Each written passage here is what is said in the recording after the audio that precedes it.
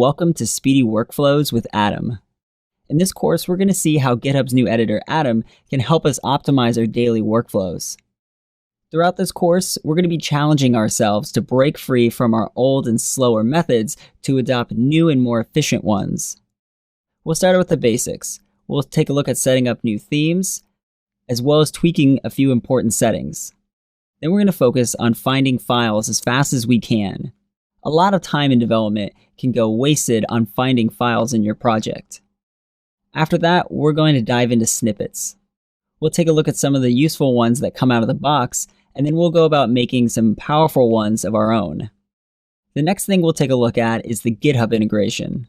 Since Atom was made by GitHub, there's a lot of cool features here. We're going to see how we can switch back and forth between Atom and GitHub with just a couple key presses. Even though Atom is a young editor, it has a very good package library.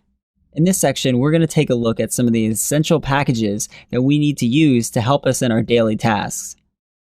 Lastly, we're going to focus on automating our workflows. We're going to write a boilerplate project and then use GitHub and Bash scripts to automate out the setup. Once we get this set up, we'll be able to set up a new project with just one command.